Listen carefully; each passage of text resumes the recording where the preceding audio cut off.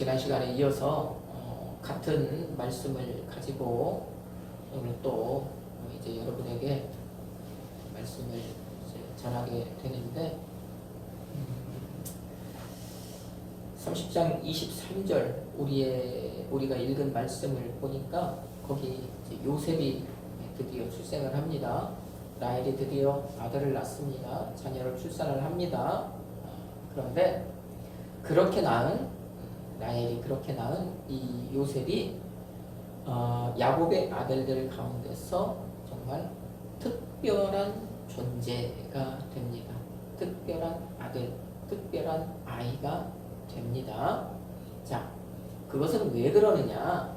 우리의 어떤 그 인간적인 사람의 생각에서 라헬이 또 야곱이 그 아들을 편애했기 때문에 그것이 이 사람의 관점에서 특별한 아이라는 것이 아니고요.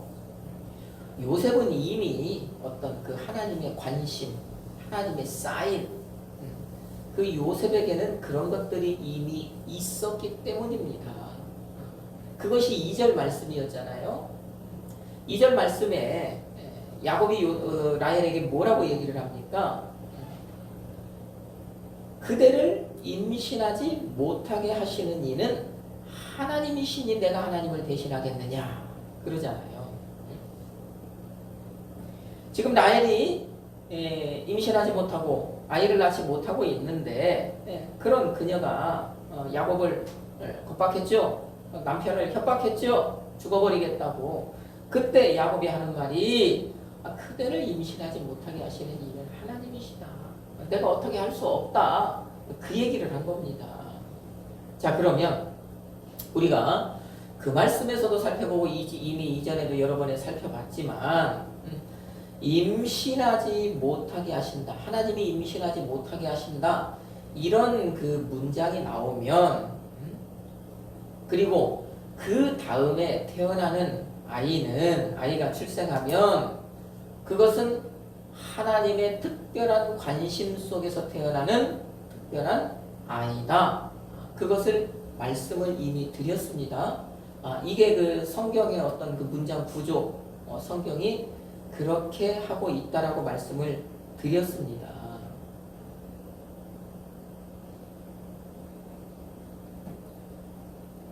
자, 그래서 하나님이 막고 있었기 때문에 이것을 다른 시각으로 좀 보면 라헬이 무슨 짓을 하더라도 하나님의 임신을 막으시니까 사람이 어떤 짓을 하더라도 어떻게 하더라도 자기 힘으로는 죽었다 깨나도 이게 된다는 겁니까? 안 된다는 겁니까?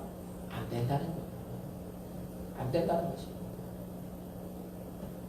그래서 라헬이요 그 야곱과 혼인을 하고 7년여의 세월을 아이 없이 아이를 낳지 못하고 임신하지 못하고 그렇게 살아가고 있었던 거예요. 왜? 하나님이 막으셨기 때문에. 자, 그랬던 라헬이 이제 임신을 하고 아들을 낳게 됩니다. 아들을 낳게 돼요. 22절에 보면 하나님이 라헬의 소원을 들으셨다라고 말씀을 하셨죠. 자, 그것을 우리가 지난 시간 뭐라고 했습니까? 하나님이 라헬의 기도를 들으셨다. 제가 그렇게 말씀을 드렸습니다. 그래서 하나님께서 그의 기도를 들으시고 그녀가 임신해서 아이가 이제 태어난 것입니다. 자, 그처럼 하나님이 막으셨다가 임신을 허락하시고 태를 여시고 그 다음에 그러므로 말미암아 태어난 이 아이.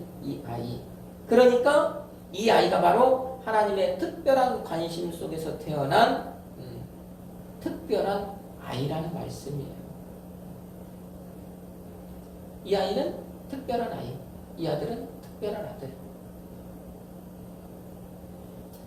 이것을 우리가 정확하게 이해를 하고 있어야 저 37장에 가서 성경을 보면서 실수하지 않습니다. 내 생각을 하지 않아요.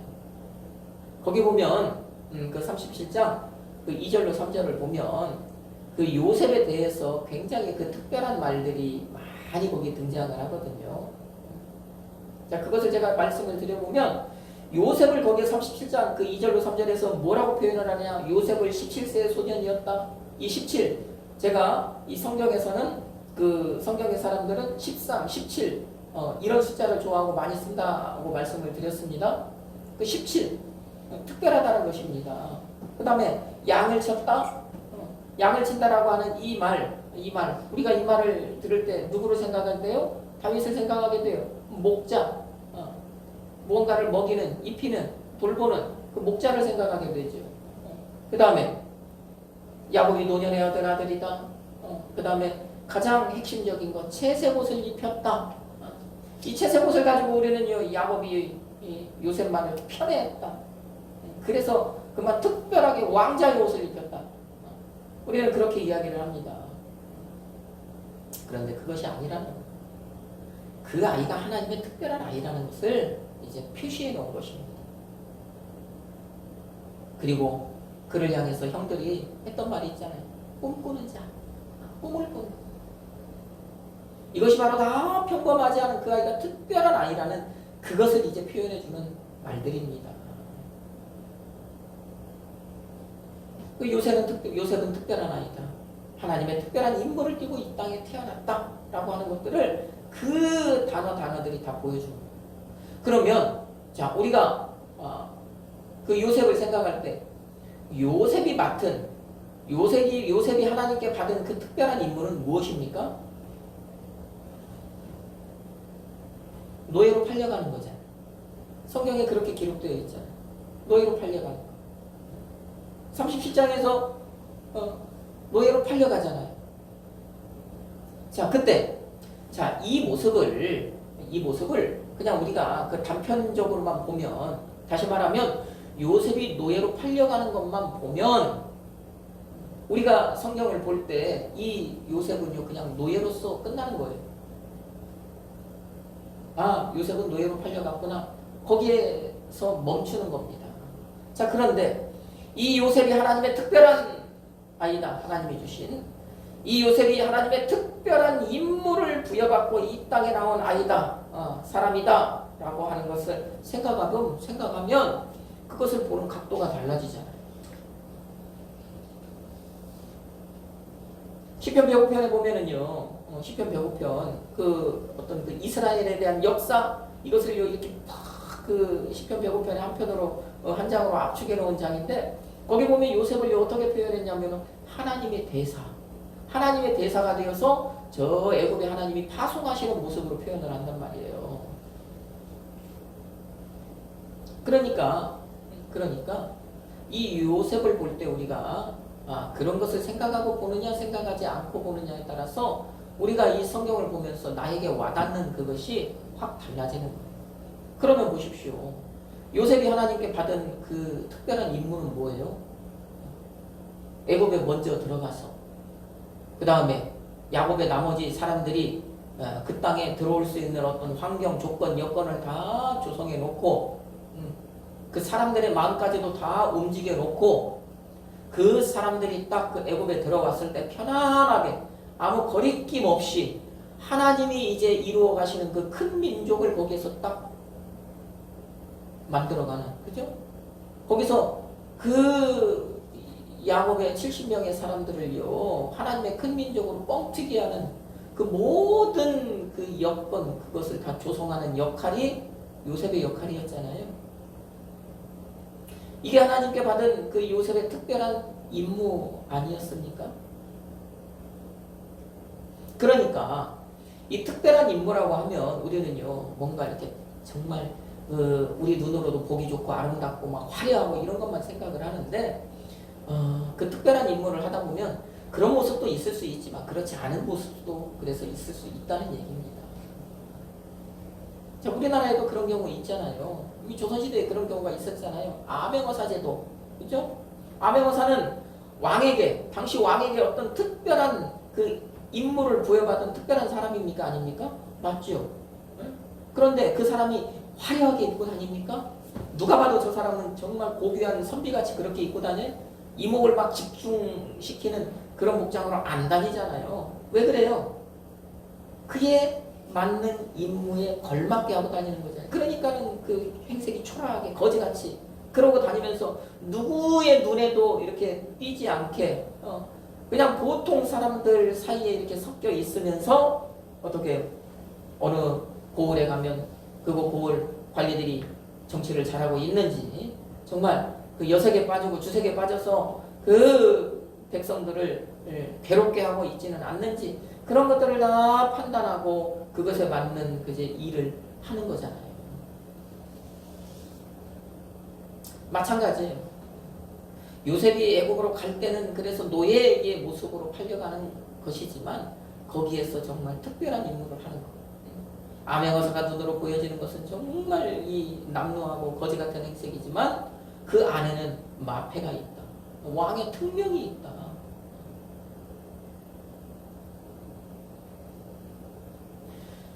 여러분, 다시 말씀을 드립니다. 요셉은 특별한 아이입니다. 이 얘기는 하나님께 특별한 임무를 부여받고 이 땅에 태어난 아이라는 얘기입니다. 그러면 자, 하나님이 누구누구를 임신하지 못하게 하셨다라고 하는 이 내용이 성경 다른 곳도 보면은 그 말씀들이 등장하죠. 저 사무엘상 1장에도 보면 하나님께서 한나를 임신하지 못하게 하시고로 그런 말씀이 등장을 하잖아요. 자, 그러다가 한나에게서 아들이 태어나죠. 그 아들이 사무엘이었잖아요. 그러면 그 아들을 생각을 할 때도 우리가 뭘 생각해 볼 수 있어요? 그는 하나님의 특별한 임무를 띠고 이 땅에 태어났겠구나 라고 하는 것을 우리가 생각해 볼 수 있잖아요. 사무엘에게 있었던 하나님의 특별한 임무는 뭡니까?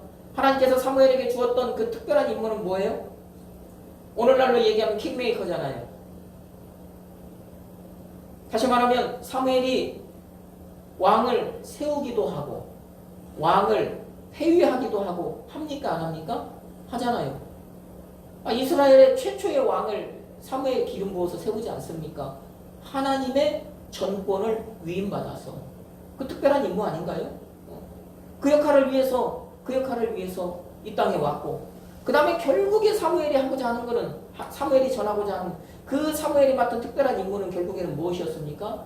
얘들아, 너희들에게 있어서 왕은 하나님 한 분밖에 아니다. 너희가 섬길 왕은 하나님 한 분밖에 없다. 이 말을 그 백성들에게 전하는 사명을 끝까지 하다 간 것 아닙니까? 너희의 왕은 하나님이다. 또 신약 성경에도 가서 보면 그런 말씀이 나오지요. 누가복음 1장에 가면 저 누가복음 1장 그 세례 요한의 어머니 엘리사벳이 나오잖아요. 엘리사벳이 잉태치 못함으로 그러죠. 잉태를 못함으로. 그 얘기는 누가 엘리사벳을 임신하지 못하게 했다는 거예요? 하나님이. 그런데 그의 노년에 그가 아들을 낳지요. 세례 요한을 낳잖아요. 그러면 우리가 그 모습을 보면 이 세례 요한도 그냥 온 것이 아니라 하나님의 어떤 특별한 임무를 띠고 이 땅에 왔구나 라고 하는 것을 생각해 볼 수 있다는 거예요. 그러면 그 세례 요한의 임무가 뭐였습니까? 세례 요한의 임무 말씀에 나타나지요. 말씀에 나타납니다. 메시아의 오실 길, 주의 오실 길을 미리 예비하려고 준비하려고 그에 앞서서 이 땅에 왔던 사람이 세례 요한이잖아요. 그래서 주님 오실 길을 그가 예비하고 주님을 이제 주님에게 세례를 베풀고 주님이 이 공적인 이제 삶을 살아갈 수 있도록 그 길을 열어주는 역할을 하지 않습니까? 다시 말하면 이 세례 요한은요 구약과 신약을요 이렇게 딱 연결해주는 가교 역할을 한단 말입니다. 이게 얼마나 특별한 임무입니까? 예수님의 사역의 길을 열어주는 그 역할. 이 신약의 복음의 문을 활짝 열어주는 그 역할을 세례 요한이 했단 말이에요.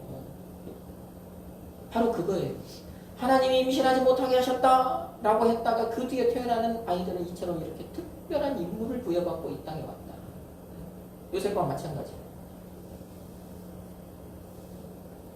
그처럼 이 요셉은 하나님의 특별한 임무를 가지고 이 땅에 태어난 특별한 아이인데 그러면 오늘 우리가 지금 살펴본 말씀에서도 요셉이 정말 가지고 이 땅에 온 그 특별한 임무가 보여요.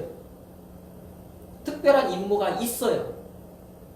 정말 우리에게 확 와닿을 수 있는, 우리에게 정말 절실한, 우리에게 꼭 필요한 그 요셉이 가지고 온 특별한 임무가 있단 말입니다. 자, 그것이 무엇이냐? 두 가지를 통해서 좀 살펴볼 텐데 23절 말씀에 보면 23절 뭐라고 말씀을 합니까? 23절 그가 임신하여 아들을 낳고 이르되 하나님이 내 부끄러움을 씻으셨다 하고 아멘. 자, 간단하게 생각하면 요셉은 라헬의 부끄러움을 씻게 했다. 이렇게 이해할 수 있죠. 라헬의 고백에 의하면. 지금 라헬이 이 앞에서 아들 한번 낳아보겠다고 아들 하나 낳아보겠다고 별짓을 다 했잖아요. 아, 우리 예수 믿는 사람이요 뭐 일이 안 풀린다고 뭐가 잘 안 된다고 해서 무당 그 점쟁이한테 쫓아갔던 것처럼 그런 짓까지 라헬이 앞에서 다 하고 살았었잖아요. 별의별 짓 다 하고 살았었잖아요. 그런데 그런 삶을 뒤돌아보니 삶을 자기의 지나온 삶을 뒤돌아보니까 그것이 참 부끄러운 얼마나 부끄러운 것이었는가라고 하는 것을 이 라헬이 깨달았잖아요.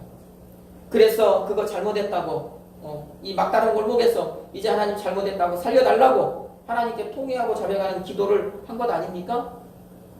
그것이 하나님이 그의 소원을 들으시고라고 이미 말씀을 드렸잖아요. 다시 양의 모습으로 돌아갔어. 하나님만의 목자로 삼고 살겠다고 그렇게 기도했다는 것 아니겠습니까? 하나님이 그 기도를 들으셨대요, 안 들으셨대요? 들으신 거예요. 그래서 자기의 부끄러움을 다 씻어주셨다는 것입니다. 그리고 그 부끄러움을 씻어주신 그 증표로 이 아들을 내게 주셨다. 라헬이 지금 그 말하고 있는 거 아니에요. 그러면 이 씻으셨다라고 하는 이 말이 무슨 말이라고 그랬습니까? 문자적인 다른 의미를 보면 제거했다, 없앴다 그런 의미라고 그랬잖아요. 그러니까 내 부끄러움을 씻으셨다라고 하는 이 라헬의 이 말은 하나님께서 내 부끄러움을 제거해서 깨끗하게 없애버렸다는 얘기입니다. 없애버렸다. 그럼 이거를 간단하게 이제 요약을 하면 이 말은 내 부끄러움을 씻으셨다라고 하는 이 말은 없이 함이라고 하는 말이 돼요. 없이 함. 하나님이 없이 하셨다. 무엇을요? 내 부끄러움을. 그래서 우리가요 이 요셉이라고 하는 이 이름의 뜻이 우리가 뭐 성경에도 기록되어 있고 우리가 보편적으로 더할 것이다, 더함이라고 얘기하지만 크게 이렇게 봤을 때는 이 없이 함이라고 하는 이 말도 요셉의 이름에는 포함이 돼요. 그래서 요셉의 이름을 볼 때는 우리는 두 가지를 생각을 해야 돼요. 첫 번째 뭐라고요? 없이 함. 라헬이 자기의 부끄러움을 하나님이 없애주셨대요. 그래서 그 아들 요셉을 보고 하나님이 없이 하셨다. 그러면 없이 하는 것 이것은 누가 한다는 얘기입니까? 누가? 라헬이 지금 말하기를 누가 없게 하는 것은 누가 한다고요? 하나님이 하신다고요. 오직 하나님만이 자기의 부끄러움을 없애주실 수 있는 분이구나라고 하는 그것을 라헬이 누구를 낳고? 요셉을 낳고 깨달은 거예요. 자, 이것을 바꿔 말하면 요셉이 라헬로 그것을 깨닫게 한 것이죠. 하나님이 요셉을 통해서 라헬이 그것을 깨닫게 하신 것이죠. 그래서 요셉이 특별한 아이라는 것입니다. 그래서 요셉이 하나님께 특별한 임무를 띠고 이 땅에 왔다는 것입니다. 특별한 일을 하고 있잖아요. 자, 그 다음 두 번째 24절 말씀 같이 읽어봅시다. 그 이름을 요셉이라 하니 여호와는 다시 다른 아들을 내게 더하시기를 원하노라 하였더라. 아멘. 자, 하나님이 자기의 부끄러움을 다 씻어주시고 그 증표로 아들을 주셨다고 고백한 라헬이 그 다음에 그 아들의 이름을 뭐라고 짓는다고요? 요셉이라고 짓는다고요. 이 요셉이라고 하는 이름의 뜻이 더함이라고 얘기했습니다. 이 이름의 뜻은요, 이 이름은 그 뒤에 이어지는 더하시기를 원하노라 한 이 더한다라는 이 야사프라고 하는 말에서 파생된 말이라고 그랬어요. 이 야사프라고 하는 더한다라고 하는 이 말이 뿌리라고 그랬습니다. 그 뿌리에서 이제 뻗어져 나왔기 때문에 요셉, 야사프, 요세프, 그래서 이름의 뜻이 더함이라는 거예요. 더함. 그러면 라헬이 아들을 낳고 그 아들의 이름을 더함이라고 지은 것은 이 얘기는 무슨 의미냐? 이 아들을 주신 하나님께서 내게 이제 다른 아들도 더 주실 것이다 라고 하는 이 기대를 말한 거예요. 기대를. 우리 지금 보고 있는 성경은 이것을, 이 의미를 이해하기가 조금 난해하게 이렇게 지금 펼쳐져 있는데, 이것을 저 세번역 성경이나 좀 쉽게 풀어쓴 성경에 보면은 그렇게 되어 있습니다. 자기의 부끄러움을 다 씻으셨다 하고 그 라헬이 이 아들의 이름을 요셉이라고 지었는데 그 이유는 무엇이냐?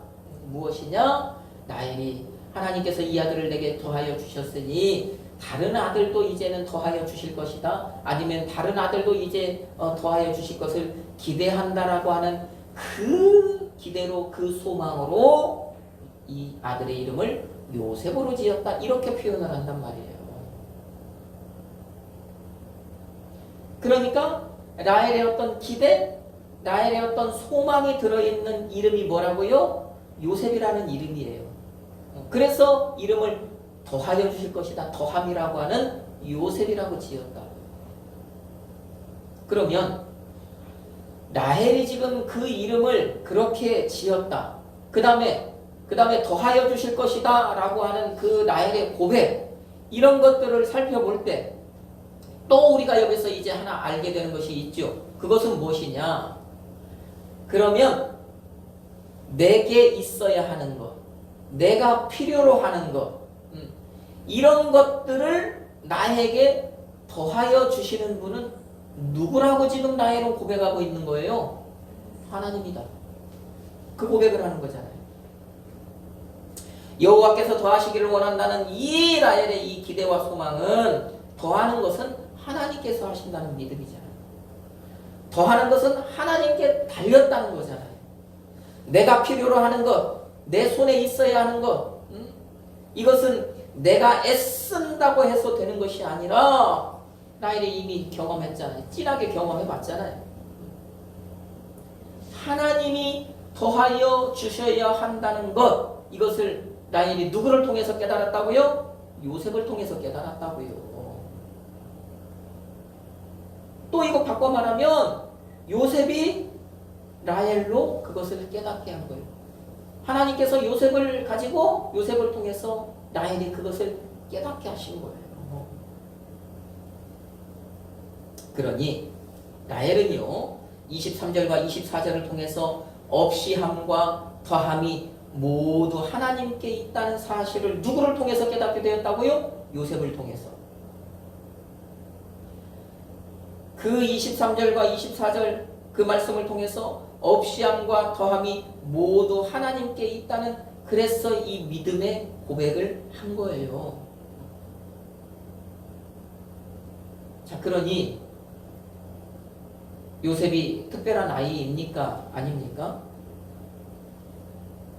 요셉이 이 맡은 임무가 특별한 임무입니까? 아닙니까? 그래서 요셉이 특별한 아이고 요셉이 특별한 임무를 띠고 이 땅에 태어난 것입니다.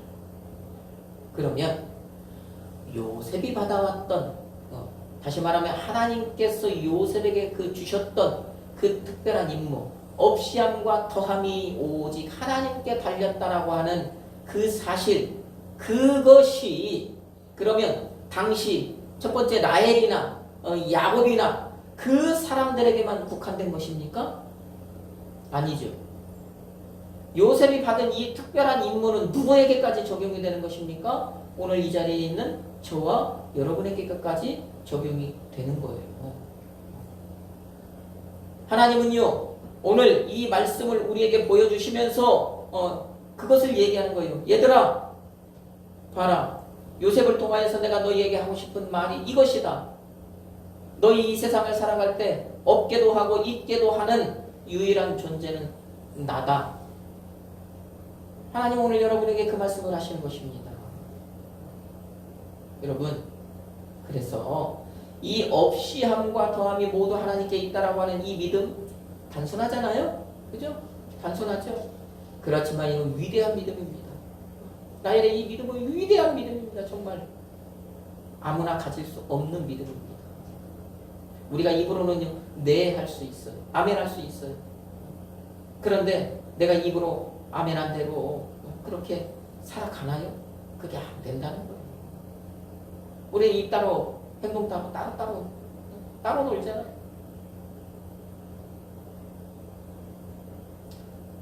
그래서 여러분, 이 하나님만이 물론 여기에서 라헬은 내 부끄러움을 깨끗하게 없애주셨다라고 지금 이야기하고 있지만, 이 없앴다라고 하는 아사프라고 하는 이 말이 성경 다른 곳에 가면 사람이 가진 손에 쥐고 있는 무엇인가를 이렇게 빼앗아 간다, 앗아간다라고 하는 의미로 사용이 된단 말이에요. 그런 의미로도 사용이 되는 말이라는 거예요. 그러니까 이것을 우리 편에서 생각해 보면 하나님만이 내가 가진 것을 없애버릴 수도 있고, 그 다음에 하나님만이 내게 있는 것을, 내게 없는 것을 더하여 줄 수 있다고 하는 이것이요 이해가 안 되고요, 이것이요 믿어지지 않으면 정말 우리는요, 내가 삶을 예수님 중심으로 살아간다, 예수님 중심으로 살아간다 하지만 천만의 말씀, 예수님 중심으로 못 삽니다. 신앙생활이 어렵다는 얘기예요. 왜? 이게 안 믿어지면 예수님이 중심이 되는 게 아니라 누가 중심이 되어 살 수밖에 없어요? 내가. 그죠? 이게 안 믿어지면 내 손에 있는 것을 내가 지켜야 되니까 내가 중심이 되죠. 나에게 없는 건 내가 노력해서, 내가 별짓을 다해서 내 손에 쥐어야 된다고 생각하니까 내가 중심이 되어서 살아갈 수밖에 없잖아요. 그러면 그게 어떻게 신앙인의 삶이겠습니까? 그거는 믿지 않는 세상 사람들과 똑같은 삶이죠. 예수님이 말씀하신 입으로만 주여 하는 삶이죠. 그러니까 이것이 안 돼 있으면 우리는요, 예수님을 따라가는 신앙생활을 하는 것이 아니라 내 생각이나 경험이나 지식이나 세상의 그 어떤 것을 따라가게 된다라고 하는 것입니다. 그러면 그렇게 믿는 그 믿음에 어떻게 능력이 나타나겠냐고요. 안 나타나는 거예요. 그러니까 여러분, 우리 룻기 잘 알잖아요. 룻기의 내용이 머릿속에 그려지잖아요. 그러면 그 룻기의 큰 주제가 뭐라고 생각을 하십니까? 룻기 말씀의 큰 주제가 바로 없이함과 더함이에요. 제가 지금 오늘 말씀드리고 있는 없이함과 더함이에요. 그죠? 하나님께서 빼앗아 버리면 없게 된다는 얘기잖아요. 그게 룻기 전반부 말씀 아닙니까? 그 다음에 하나님이 더해 주시니까는 없다가도 있게 된다고 하는 게 그게 룻기 후반부 말씀 아닙니까? 그러면 하나님이 없애버리면 나는 어떻게 돼요? 텅 비게 된다는 거잖아요. 그게 룻기 전반기잖아요. 그런데 하나님이 없는 내게 채워주니까, 내게 더하여 주시니까 그 텅 빔이 어떻게 되는 거예요? 채워지잖아요. 그게 룻기 후반부 말씀이잖아요. 그래서 룻기는요, 없이함과 더함이고 텅 빔과 채워짐이에요. 사람이 어떻게 할 때, 믿는 자가 어떻게 할 때 없게 되고 텅 비게 되고, 믿는 자가 또 어떻게 할 때요, 그것이요 더하여지고 채워지느냐, 그것에 대한 그 질문과 해답이 바로 그 룻기 말씀에 다 들어있는 겁니다. 우리의 믿음이 그 룻기 말씀처럼, 또 오늘 이 라헬처럼 하나님은요 내 손에 있는 것을 없앨 수도 있고 내 손에 없는 것을 더하여 줄 수도 있다라고 하는 이 한 가지가 그래서 우리에게 정확하게 딱 이 믿음이 서 있기만 하면 그래서 우리는 예수님 중심으로 생활할 수가 있는 거예요. 신앙생활을 할 수 있는 거예요. 세상에서 누가 툭하고 나를 건드려도요 그 믿음이 흔들리지 않는 거예요. 그렇지 않으니까 우리가 지금까지 그렇게 살아오지 않았으니까 내 손에 있는 뭐 하나가 이게 대단히 중요하고 아름답고 귀하고 소중한 것으로 생각돼서 이것을 내가 노력해서 얻었다고 생각하니까 이것 때문에 벌벌벌벌벌 우리는 떨잖아요. 그러니까 떠는 거잖아요. 없는 것을 하나님이 더해 주시는 분이다. 이것이 하나님께서 나에게 주셨기 때문이다 라고 생각을 하면 그럴 필요 없잖아요. 얼마나 우리가 자유할 수 있습니까?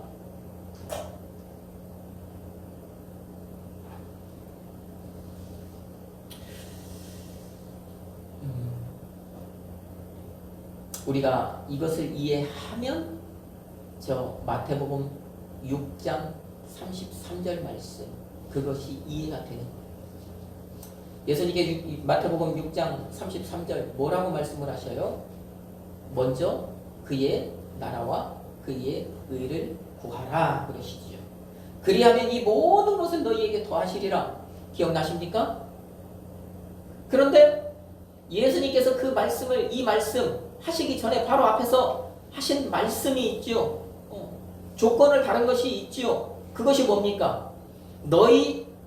아니죠. 제가 말씀을 잘못 드렸어요. 이 말씀을 하시기 전에 예수님께서 그 앞에서 하신 말씀이 먼저 있어요. 그 말씀이 뭐냐면 너희 하늘 아버지께서 이 모든 것을 너희에게 더하여 주신다. 들풀도 입히고 먹이시는 하나님. 오늘 있다가 내일 아궁이에 들어갈 그런 것들도 하나님께서 이렇게 입히고 먹이고 정말 솔로몬의 입은 것도 이 들풀만도 못할 정도로 그렇게 하나님이 책임져 주셨는데 하물며 너희일까 보냐.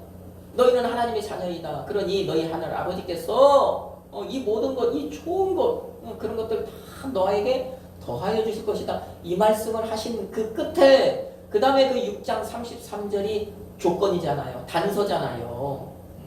그 조건이 뭡니까? 그 조건.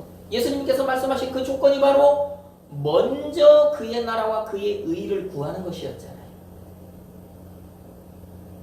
그리하면 먼저 그의 나라와 그의 의를 구하기만 하면 이 모든 것을 너희에게 더하여 주신다. 그 말씀을 하신 거잖아요. 그러면 가장 먼저 그의 나라와 그의 의를 구하라고 하는 이 말씀은 뭘 하라는 거예요? 어렵게 생각할 필요 없어요. 우리가 살아가는 이 삶에 있어서 내 삶의 우선순위를 바로 설정하라는 거예요. 먼저 해야 될 일과 나중에 해야 될 일을 정확하게 이해하고 먼저 해야 될 일을 먼저 하는 삶을 살아라는 게 이게 우선순위를 바로 설정하는 삶이잖아요. 그리스도의 삶의 우선순위는 그의 나라와 그의 의를 구하는 것이 되어야 한다는 말씀이잖아요. 그렇게만 한다면 이 모든 것을 너희에게 더하여 주신다는 말씀 아닙니까? 그러면 자 예수님이 이 말씀 먼저 그의 나라와 그의 의를 구하라고 하는 이 말씀 그 다음에 그 말씀의 그 뜻 삶의 우선순위를 바로 설정하라는 이 말씀을 오늘 본문과 연결해서 보면 그러면 무엇이 그의 나라와 그의 의를 구하는 것입니까?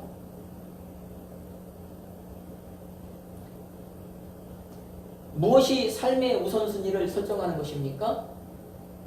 바로 없이함과 더함이 모두 주님께 있다고 하는 걸 인정하는 것. 그것을 믿는 것이잖아요.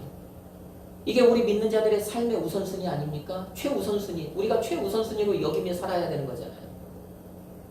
우리의 신앙의 기초, 기반이 되어야 되는 거잖아요. 그게 그의 의를 구하는 거잖아요. 하나님의 의. 하나님이 보시기에 좋은 것. 하나님이 요구하시는 것. 그래서 요셉에게 그 특별한 임무를 띄고 이 땅에 가서 그것을 이제 전하게 하라. 그것을 깨닫게 하라. 하나님이 그 임무를 주신 거잖아요.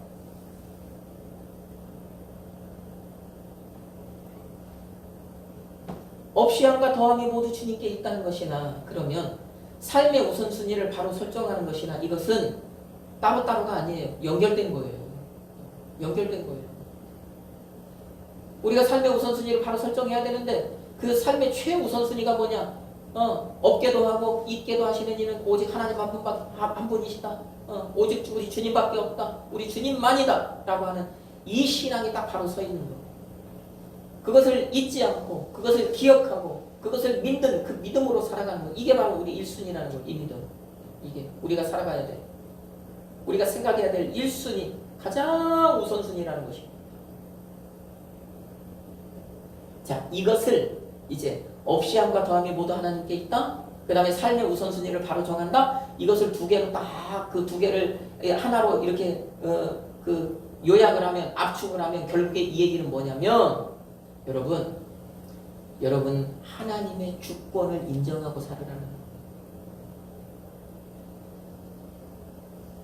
하나님의 주권을 인정하는 삶을 살으라는 것입니다.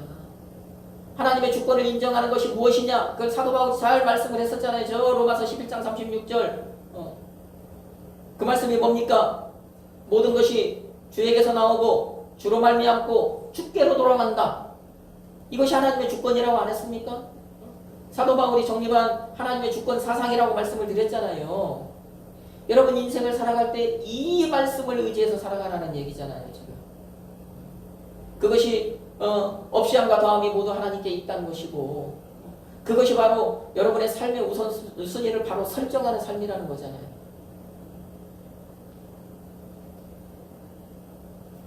이것이 아멘이 되는 것이 바로 모든 것이 주로부터 시작하고 주로 말미암고 주께로 돌아간다. 일의 시작과 진행과 끝이 모두 주님께 달렸다라고 하는 이것에 여러분 아멘이 되는 신앙이 그 믿음이 바로 하나님의 주권을 인정하는 믿음이란 말입니다.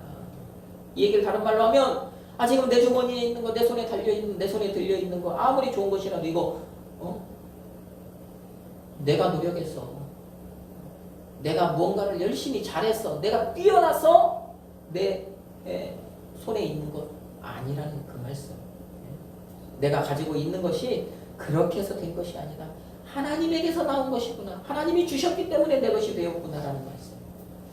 우리가 이것을 바로 인식하기만 하면 그래서 다시 말씀을 드리지만 썩어지고 없어질 것을 손에 붙들고 그거 안타까워서 벌벌 안 떤다는 거예요.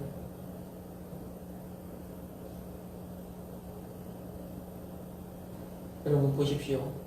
우리가 돈 한 가지만 놓고 봐도 그렇잖아요. 돈 한 가지만 봐도 저 믿지 않는 사람들 얘기가 아니라 믿는 사람이라고 하는 우리도요. 오늘날 돈 때문에 이 사람이 예수님을 떠나요 안 떠나요? 떠납니다. 돈 때문에 시험들을 예수님 떠나잖아요. 부부조차도요. 돈 앞에서 무너지는 시대 아닙니까?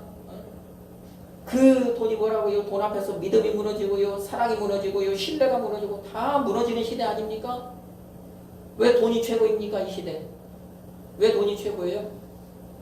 돈이 있어야 무엇인가를 할 수 있다. 돈만 있으면 무언가를 할 수 있다. 그 물질 만능주의도 맞아요. 그렇지만 돈이 내 가족보다도 내 형제 자매보다도 내 부모보다도 더 귀하다는 생각 아닙니까? 왜 그런 생각을 가져요? 그것이 내 것이라고 하니까. 내 것이라고 생각하니까. 내 주머니에서 나왔다고 생각하니까. 내가 뛰어나서 그것을 내 손에 쥐고 있다고 생각하니까 그것이 가장 귀한 것이 되는 거잖아요. 그런데 여러분 그것을 누가 주셨다고요? 하나님이 주셨다고요. 하나님이 주셨기 때문에 내 손에 있다. 이것을 하나님이 내 손에서 빼앗아 갈 수도 있다. 그러면 이것을 내가 어떻게 사용해야 하느냐? 하나님이 내게 주신 이것을 내가 어떻게 사용하는 것이 하나님 뜻에 맞게 사용하는 것이냐? 생각이 다르잖아요. 삶의 방향이 다르잖아요. 살아가는 방법이 다르잖아요.